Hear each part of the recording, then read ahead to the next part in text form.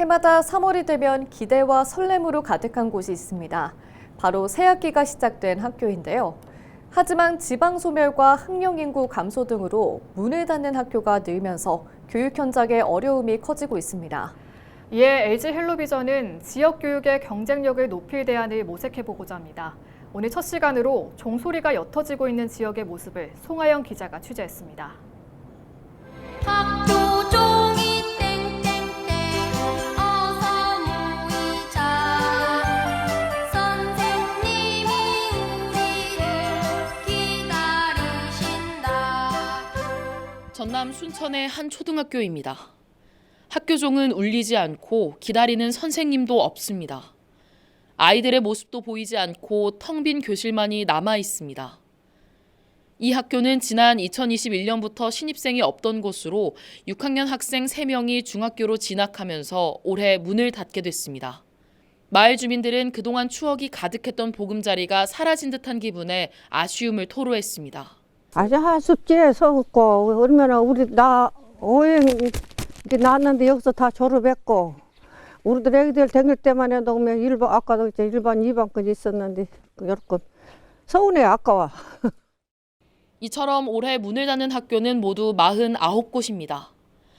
지난 2021년 24곳에서 줄고 늘기를 반복하더니 올해 급격히 증가해 역대 최대치를 기록했습니다.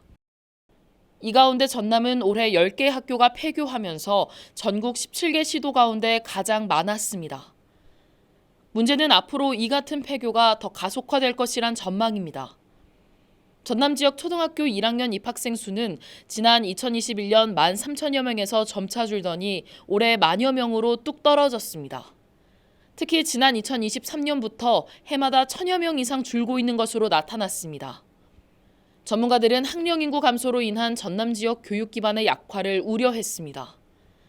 교과 활동에 필요한 최소 인원마저 채워지지 않을 경우 다채로운 교육 활동을 보장할 수 없기 때문입니다.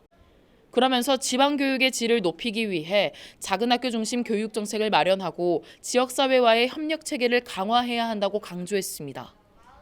그러니까 그동안의 모든 정책은 중규모 이상 대규모 쪽에 초점이 맞춰져 있었고 이 작은 학교를 위한 정책을 담당하는 담당자가 1명 정도 이렇게 배치가 돼 있었는데 이제는 작은 학교에 초점을 둔 정책을 시행을 하는 쪽으로 이렇게 대전환이 필요합니다. 그동안의 변화에 익숙해지기 위해서 노력은 했지만 그런 프로그램 마련에는 조금 한계가 있었어요.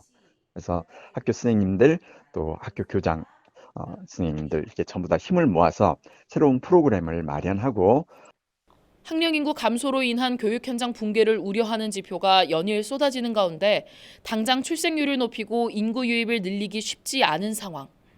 지역만의 차별화된 교육 정책으로 경쟁력을 높이는 방안이 절실한 시점입니다. 헬로티비 뉴스 송하영입니다.